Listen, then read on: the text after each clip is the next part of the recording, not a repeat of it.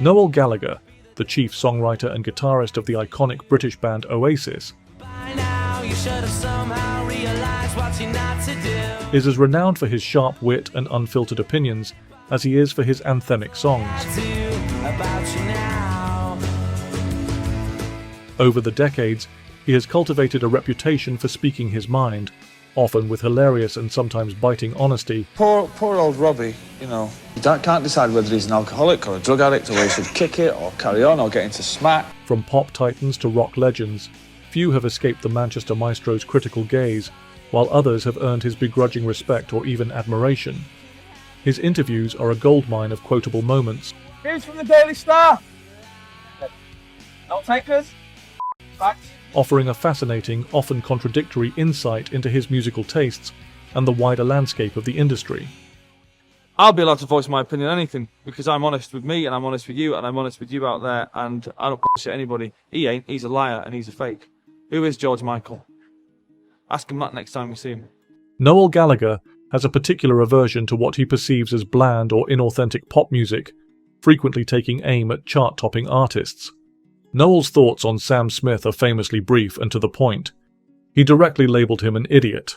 He has offered little further explanation, but it's clear he's not a fan of Smith's musical output.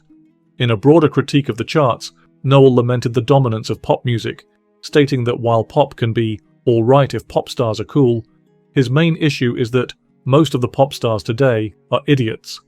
This sentiment perfectly frames his general disdain for many modern artists. Upon Harry Styles' foray into solo music, Noel was quick to offer his opinion. Of Styles' song, Sign of the Times, Noel famously joked his cat could have written it. Sign of the times for Harry Styles, do you know what I mean? Which, quite frankly, my cat could have written in about 10 minutes. His preference for artists who write their own material is evident, often implying that modern pop stars lack the substance of his generation. In January 2023, discussing the modern music industry, Noel claimed that the reason for the decline of bands is because in the 90s, Oasis, Primal Scream, Blur, and Pulp were the mainstream. He elaborated that the music industry doesn't like the unpredictable nature of traditional rock bands. He believes they prefer docile figures like Harry Styles, whom he suggests are told what to wear and sing. He concluded that this trend is kind of what happened to music. Noel's dislike for Phil Collins is perhaps one of his most infamous and long-standing grudges. He has, on multiple occasions, expressed a strong desire for Collins to disappear from the music scene. Noel even quipped that Collins left the country because the Labour Party got in power, dismissing him as a toe rag. But you see, Phil Collins knows he can't say anything about me because I'm the But this is the thing though, that's the thing that does his head in, and the fact that he's bald. And he's left the country because the Labour Party got into power there, toe rag. Noel has publicly expressed his clear disapproval, stating his desire to get rid of Phil Collins and Sting, describing their music as junk food or McDonald's music. He believed they needed to be stamped out from the charts. He even took it further, grimly stating his wish for Collins's severed head in his fridge by the end of the decade, declaring he'd be a failure otherwise. If we're going to get rid of Phil Collins and Sting, junk food music, McDonald's music, we've got to get in the charts and stamp them out. Do you know what I mean? I want the severed head of Phil Collins in my fridge by the end of this decade, and if I haven't, I'll be a failure. His antipathy seems to stem from a perceived blandness in Collins's music, a sentiment shared by some within the rock fraternity. The feud with James Blunt began when Noel joked about selling his house in Ibiza because he couldn't handle the thought of Blunt writing crap tunes up the road. When asked about writing songs literally about his life, Noel sarcastically mused it would be probably more boring than James Blunt, if at all that is possible. If I was to write songs literally about my life, heavens above, they would be probably more boring than James Blunt. If at all that is possible, which of course, as we all know, it isn't. Blunt, possessing a good sense of humour, has embraced the rivalry, even calling Noel two-faced in response. Noel has repeatedly lambasted Adele's music. He once called it offensive and awful, describing it as shit.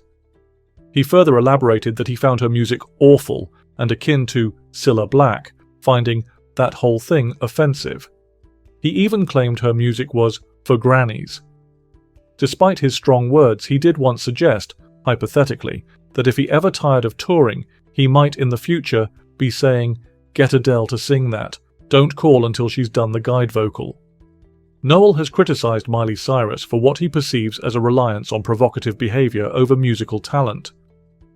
In December 2013, he told Rolling Stone that he believes there's a trend, unfortunately, in the game at the minute of girls desperately trying to be provocative, because really, they're not very good.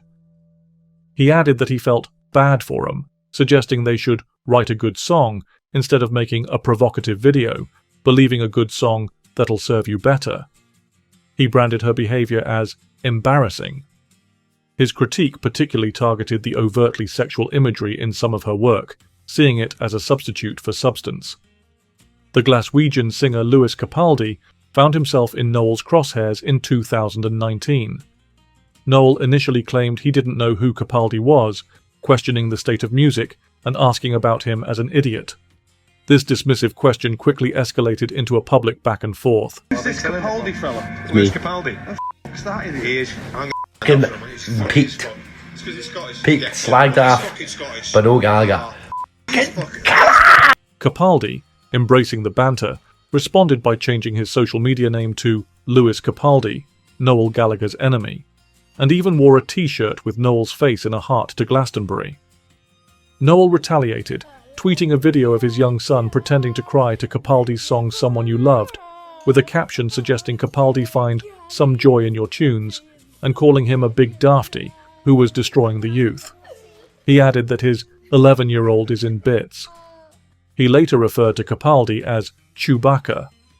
This playful yet persistent mockery became a highlight of their unlikely rivalry, much to the amusement of fans. Capaldi's appearance at Glastonbury, complete with the Noel Gallagher t-shirt, cemented the good nature of their beef. Matt Healy, frontman of the 1975, has not escaped Noel's scorn. After Healy suggested Oasis should reunite, Noel responded in May 2023 with a characteristic flourish, referring to him as a slack-jawed f***wit. Healy had implied it was foolish for them to remain apart due to a sibling marred. Stop marding. They're like men of the people. And they're sat around in like Little Venice and Highgate, like crying over an argument with their brother. Grow up. Headline Glastonbury. Upon learning of Healy's comments, Noel asserted that Healy would never be able to imagine Oasis remaining broken up. He suggested Healy needs to get over how shit his band is and split up. There has been a long-standing public animosity between Noel Gallagher and Robbie Williams, largely stemming from the 90s when Oasis were at their peak and Williams was forging his solo career after leaving Take That. Noel frequently made thinly veiled insults about Williams's perceived lack of artistry. Noel once said of Robbie Williams that he thought he had too much money and he's not very good. He added that Williams can't sing, can't write, can't perform, can't do anything. While less overtly vocal in recent years, the mutual dislike was a staple of the Britpop era. Noel has expressed bewilderment at Ed Sheeran's immense popularity. In an interview in 2015 regarding Sheeran selling out Wembley Stadium, Noel stated that he found it hard to accept such a feat from someone he saw as fundamentally un-rock and roll. Yeah, I don't think I'll be there. I think I'll be playing to a far lesser crowd in Kazakhstan somewhere for probably half the fee. He elaborated that he didn't think he could live in a world where that's even possible.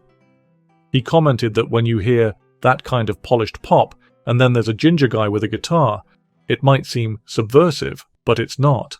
Noel Gallagher's most famous musical feuds, outside of his brother, are often with other bands from the rock and indie scene. Noel expressed his dismay upon discovering that Oasis had influenced Maroon 5.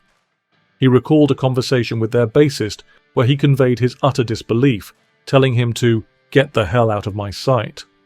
So we're in this bar in Hollywood after a gig, and this guy said, "Excuse me, can you just come and say hello to my friend? He's a really big fan." And he's like, "Hey man, you really inspired me to play and all that. I just want to say," and I was going, "Oh, what band are you in?" He said, "I'm in the bass player in Maroon 5. And I'm, Maroon 5? F***ing shit. How the f*** have you got Maroon 5 from what I'm doing?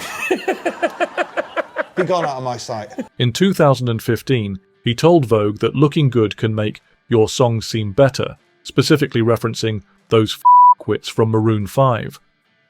Noel has a long history of disparaging the Kaiser Chiefs, once famously calling them f***ers.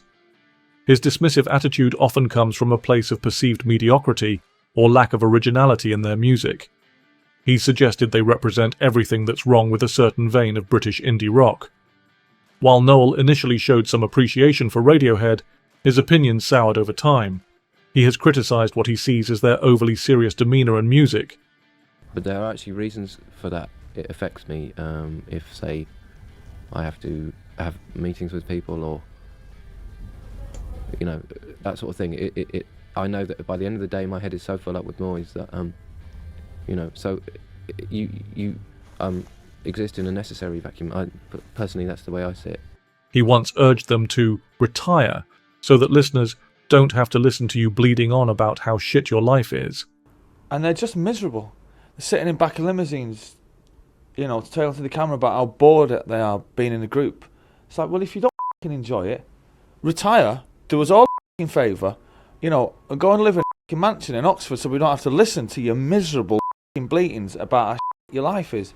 His criticism often targets the perception of Radiohead as pretentious, particularly in comparison to the more straightforward rock of Oasis. Noel's preference for raw, unpretentious music often puts him at odds with bands perceived as too cerebral or moody. The Oasis-Blur rivalry was the defining musical battle of the 1990s. Two of Britain's most popular pop groups have begun the biggest chart war in 30 years. The Manchester band Oasis and their arch-rivals Blur released new singles today, each hoping to reach the #1 spot next week. I live in a house, very big house in the country. Noel famously stated that they were competing for who was the biggest band in the world. He once said he felt it was really clever of Blur to release their single on the same day as Oasis, admitting they outwitted his band. Their competitive spirit spurred both bands to new heights of creativity and commercial success. All the people, all the people, so many people, and they walk your hands in hands, and in hands through their life. In later years, Noel has softened his stance on Damon Albarn, even admitting to a begrudging respect for some of Blur's later work and Albarn's other projects like the Gorillaz. However, the initial antagonism was intense. He even once said of Blur guitarist Graham Coxon that he loved him for being an absolute lunatic.